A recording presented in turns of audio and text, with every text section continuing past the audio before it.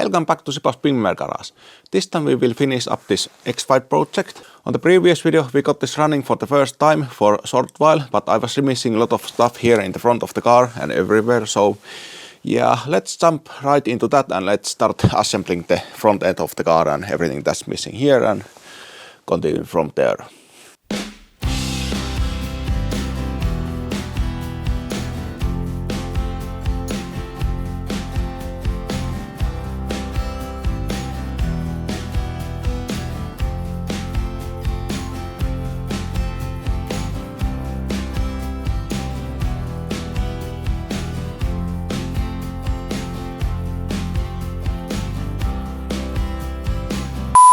Okay, I got that quite well sorted out now. The whole front end is now back together, the cooling package and everything is there. It turned out that I was just fine with the cold weather, but my Canon battery wasn't, so I think I didn't get all of that video because the battery kept dying. I also noticed that this corner has been crashed sometime, so that's why probably the bumper has so different black color.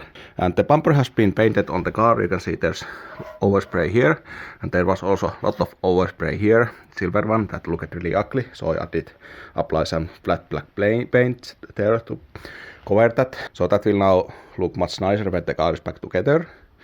Next up would be the radiator. The old one is there, that's probably fine, but it turned out that the local enthusiast, he had also one of these X5s pretty much identical to this, and he had a lot of spare parts bought for the car, but he managed to swap that for F-series before actually installing those. So I did bought all of those spare parts for cheap. I think there is like filter set for the transmission, and there's a lot of parts for the front end, like these tie rod rubbers. There should be tie rod ends, like that. There's also all these CV joints boots, so all 4 that I need, because mine are split and need to be replaced. There's also ball joints that I also need, because these were loose. I'm not sure what these are. Looks like some brake rebar kits, I don't know about that. Some brake shoes. But yeah, those CV joint boots are at least something I really need. Also the ball joints. He also had some of these front drive shafts, but as I said, the boots on mine are split like these. Well, actually split, not cracked like this, so I need all of those 4. But anyways, he had these ones. He said that this is made some noise, the short one on the driver's side. This should be okay. And there's also this brand new one for the driver's side, and this actually feels much better than mine. He said that this outer end has some leakage problem, so I probably need to swap the boot from that box to there, and this will be most likely much better than the one I have there, because mine has the boot split. We can see, check that. Yeah, like that. So that's pretty dry, so I'm pretty sure that even though this is not OE part, this is better than I have. So I will swap that in and boot from there to the passenger side. Then he also had the radiator, completely new one, and then this kind of manifold that it has. There was more cooling parts there. And I also heard that these expansion tanks, these tend to explode in these cars, so I bought new one. So pretty much everything for the cooling side new. So yeah, let's transfer the parts from the original radiator to the new one and put the new parts that I have here. And we can then throw on this radiator on the car.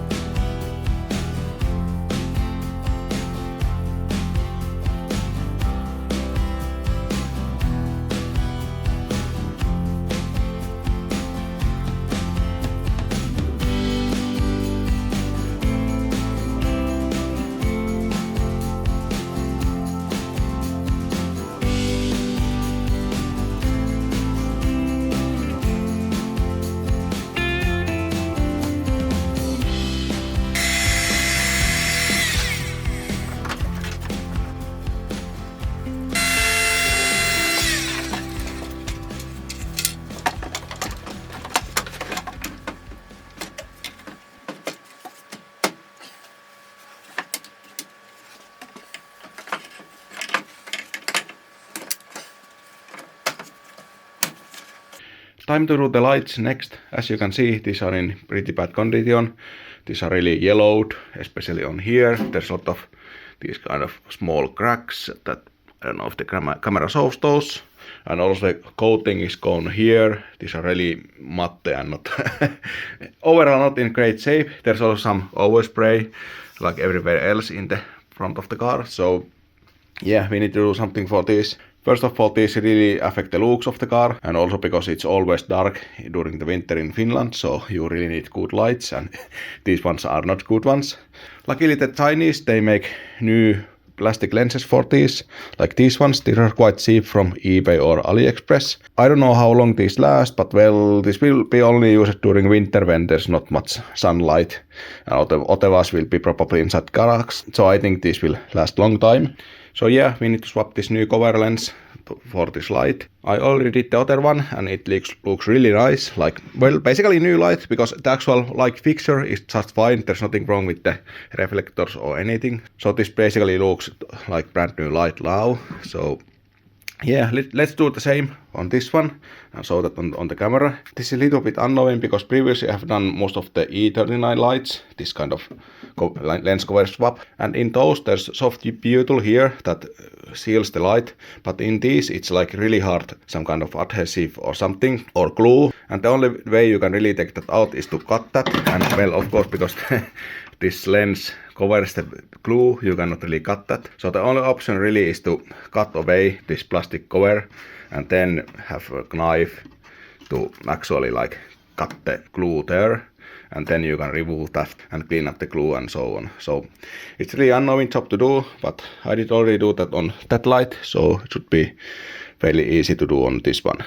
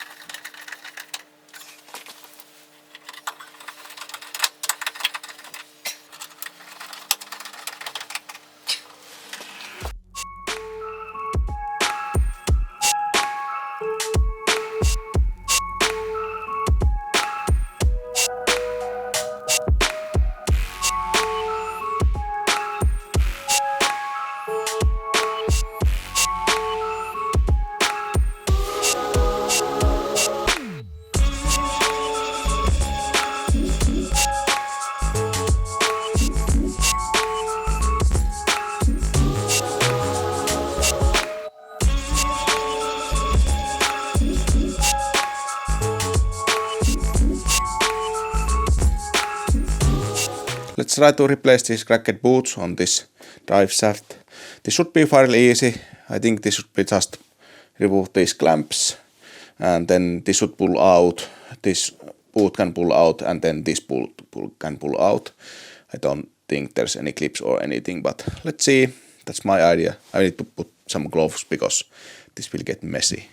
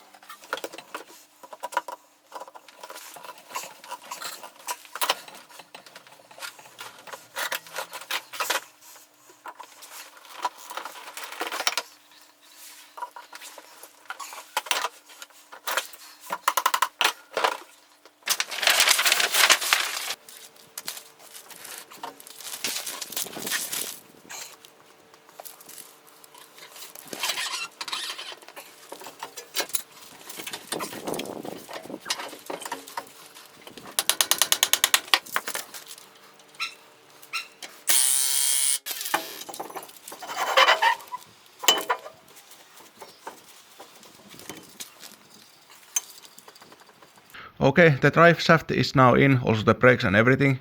We also put on the wheels and tires and swap these back and forth because these wheels, these are staggered set.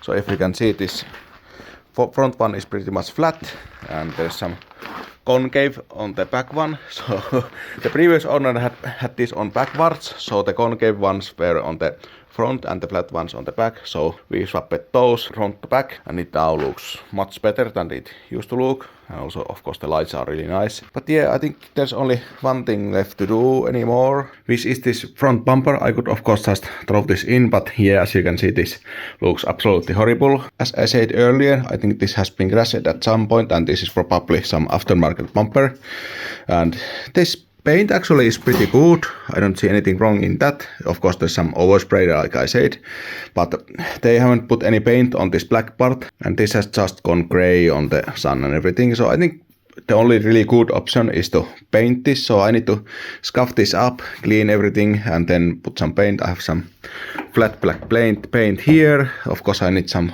plastic primer and things like that. But so yeah, let's clean this, scuff this up, and then apply some new paint. I think there's grills have been also painted silver. I have no idea why, but I need to try to get rid of that silver paint and put some black paint there.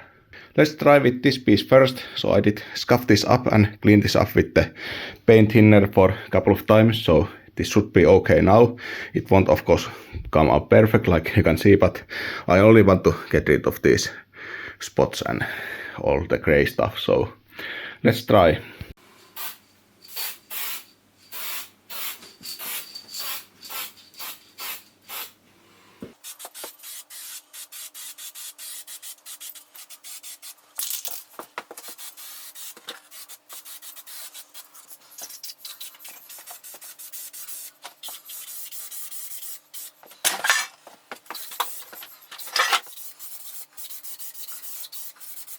It's dry now and it looks really good.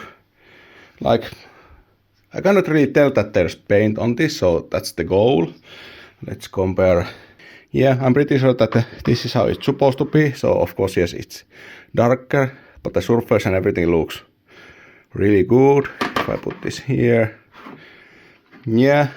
So yeah, I'm happy with this. So I think I will paint this wall bumper like this. Of course, this will be a little bit darker than the other parts in the car, but I'm planning of maybe putting the wider IS arches on the car and maybe then paint this black. So yeah, even though this is darker than on the car, it's still million times better than this is. So yeah, I'm happy with this. So I will paint the wall bumper like this.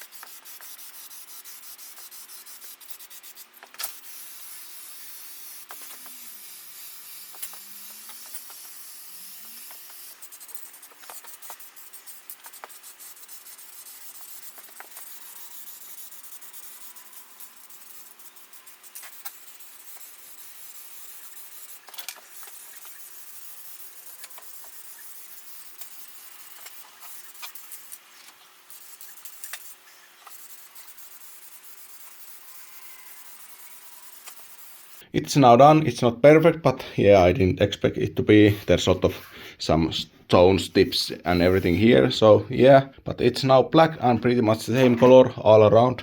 I don't see any big problems. Of course, it's much more black than the other parts now in the car, but yeah, I need to deal with that later. It's still like million times better than it was before this painting. So yeah, I think I will throw this back on and let's see how this looks on the car.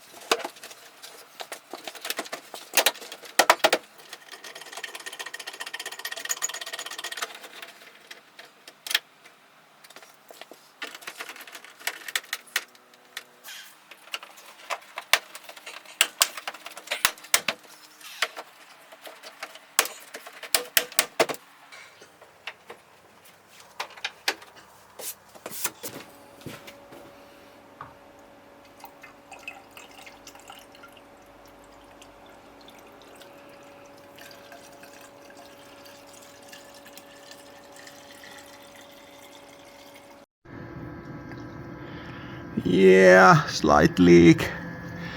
The upper radiator hose seems to be leaking quite badly. Let's take that off and Well, that's the easiest thing to replace, so that's fine. I didn't change the hose or the O-rings there, so let's see if I have any O-rings there.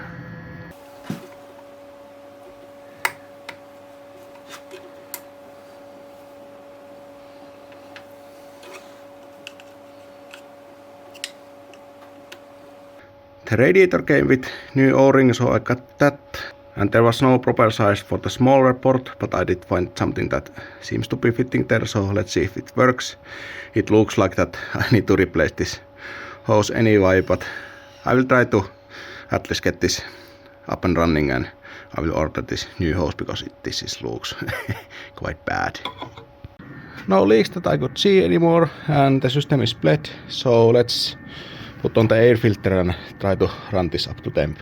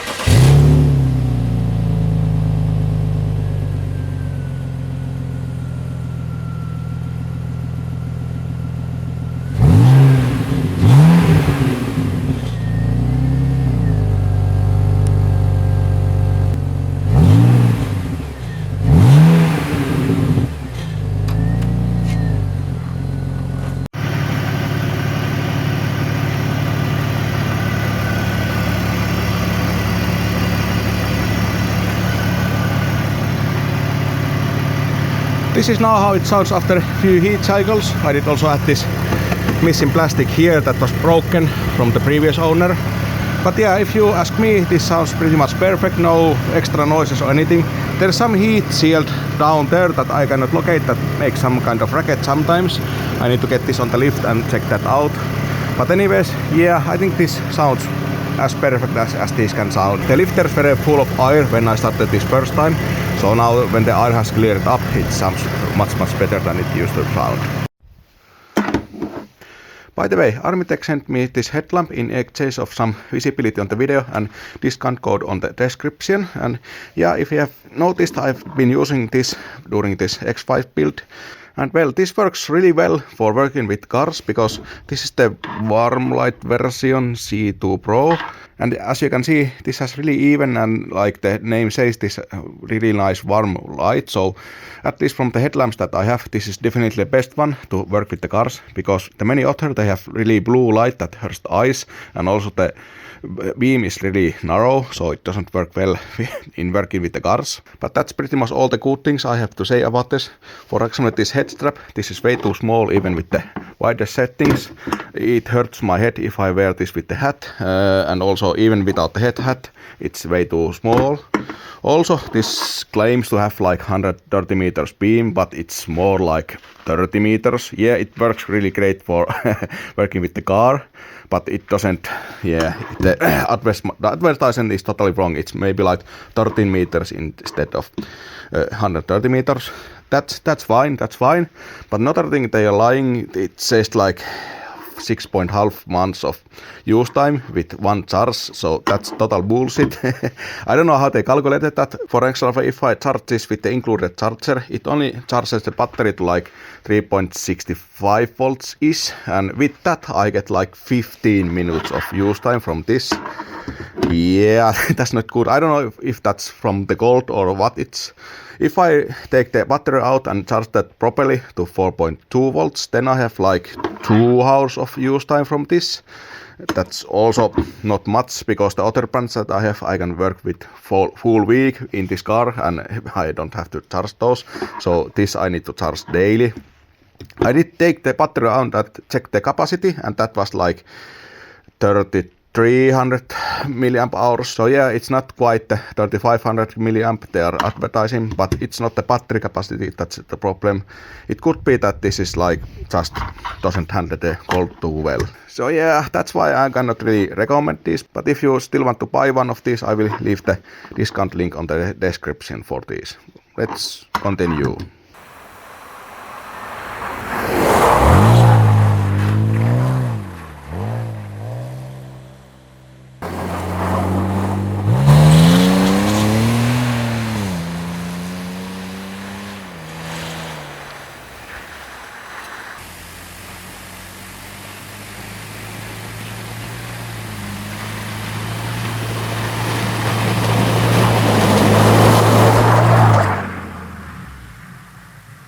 Okay, it has been now like month since I got this back together and running. Since that I have got this MOT checked.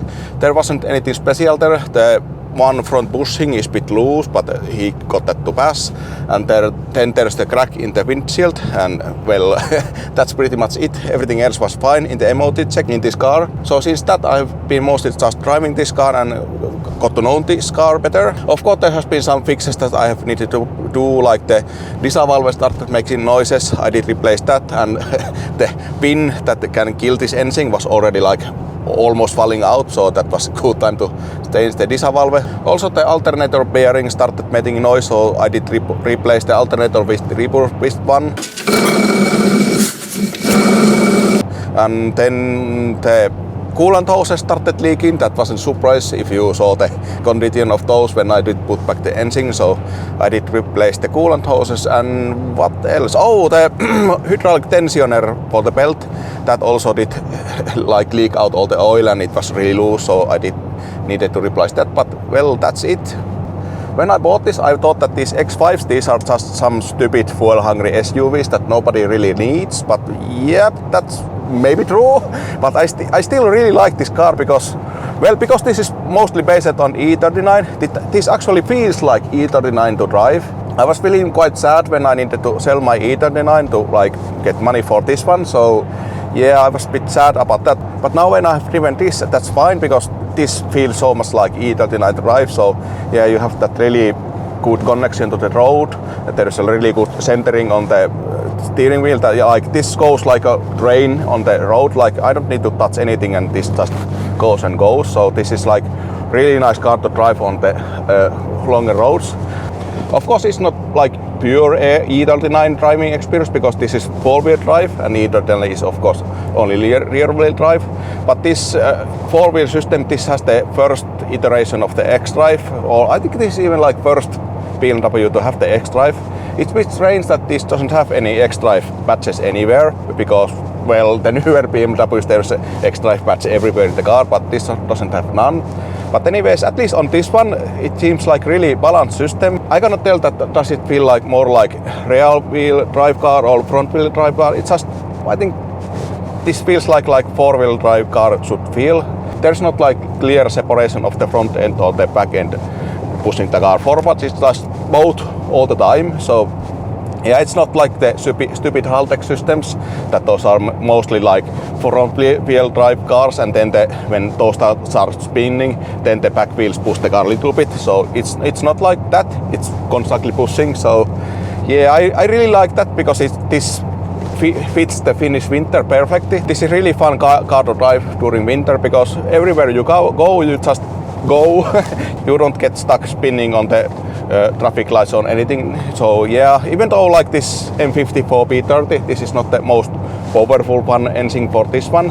For Finnish winter, it's perfect because you can basically like gap everyone in the traffic because most of the cars are front wheel or rear wheel drive cars. So yeah, with this kind of good four wheel drive system, it just pulls ahead from everyone. And yeah, of course this is also much like higher than E39, and I think I really like that because, well, I like to drive trucks and lorries and that kind of thing, so this kind of little bit feels like that because you are sitting so high off the ground. But still, even though this is so high off the ground, it doesn't affect the steering negatively. Like this still corners fine, there's no body roll or anything.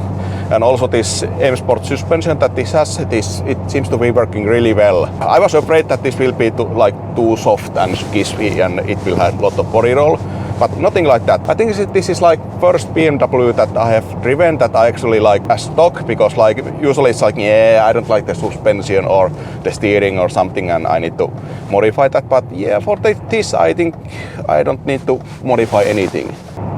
And even when this is like four-wheel system and you have the front drive shafts, the turning circle is really small in this one. I cannot tell that is it's bigger or smaller than in, like, for example, E39, but it's really small turning cycle compared to other cars that have the front drive shafts. For example, Volvos and that kind of things, they have like really huge turning cycle, and those can be difficult to park and do that kind of things. But in this, the front wheels, they will turn quite much and there's no problem parking this. And yeah, and also it's strange that even though this has the front drive sets, it doesn't feel like that in the steering wheel. It mostly feels like normal rear-wheel drive BMW. There's like I said, this centers really well and it goes like a train. And when I accelerate, I cannot feel any torque steer or anything. So yeah, it's weird. Like people don't seem to be liking this car, and that has been like my assumption too, that these suck. But I think this is like really nice and balanced car to drive. I really like this. Only problem is that, yeah, this is a bit ugly. Of course, this is the facelift done and this looks much better than the pre-facelift one X5, but it's not like great looking car still. But yeah, it's okay. I'm fine with that. Of course, there's those IS things that I could add here, but let's see. So yeah, I think that's enough talk for this video. I will end this. For the future, I think, yeah, this is so nice car that I want to drive this a couple of winters at least. So yeah, during summer I will need to fix the suspension, like I said, the Emotric, the front bushings, those are gone. And then there's also something loose on the back. It's doing some kind of clunking sounds like that. I think it's maybe broken shock or something. But the subframe and that kind of things, those are so rusty back there, so I think I will just drop the subframes, sandblast and paint everything and replace the bushing and that kind of things on the suspension. So that's something that will happen next summer. But yeah, I don't know, I might do the manual swap, I don't know yet. This transmission, because this is so low mileage, this seems to be working well, so I don't know, I need to decide, will I do the manual swap or will I leave it like that? Of course, the 8 HP would be much better for this one, but it's so expensive, though. At least if you think about the better fuel consumption and that kind of things that come from the 8 HP, I don't know if that's worth it. So let's see. The manual swap would be really cheap at least, and I think that will even pay itself off. But this automatic, this fits the car much better than the manual. So yeah, let's see. Yeah, I think we will end this video here and I will enjoy driving this car for the rest of the winter.